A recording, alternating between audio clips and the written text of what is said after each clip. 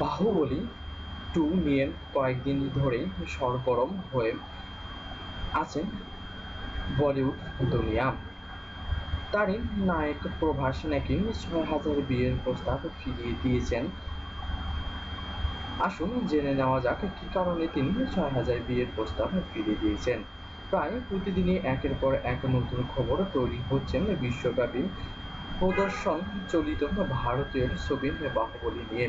ছবির ২ কিস্তিতে বাহুবলী চরিত্রে অভিনয় করেছেন দক্ষিণের চলচ্চিত্রের সুপারস্টার প্রভাস। ছবিটির প্রস্তুত পর্ব এবং শুটিং পোস্ট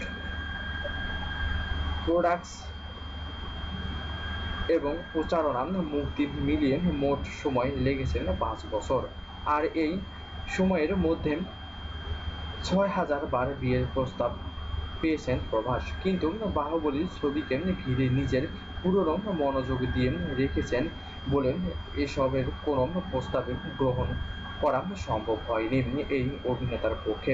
তাই বিয়েটাও তার করা হয়নি এখনো। শুধু বিয়ের প্রস্তাব নয়, বাহুবলী করার সময় বলিউড থেকে অসংখ্য ছবির প্রস্তাব গেছে এই অভিনেতার কাছে, কিন্তু তিনি রাজি হননি।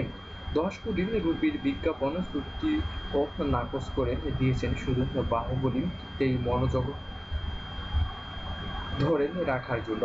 বাহুবলী ছবির জন্য কঠোর প্রশিক্ষণ নিতে হয়েছে প্রভাসকে।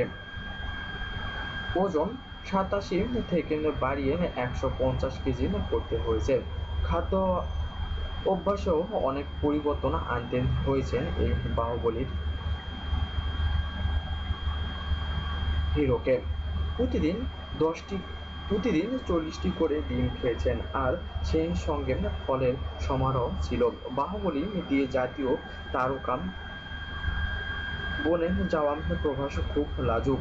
ভারতীয় সংবাদ মাধ্যমেও প্রায় তাকে অতিরিক্ত ভদ্র বলে আখ্যায়িত করা হয়।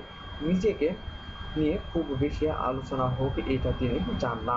বিশ্বব্যাপী বাহুবলীর এমন আকাশছোঁয়া সাফল্যের পরও নিজের কোনো জাতীয় তারকা মানতে চান না প্রভাস।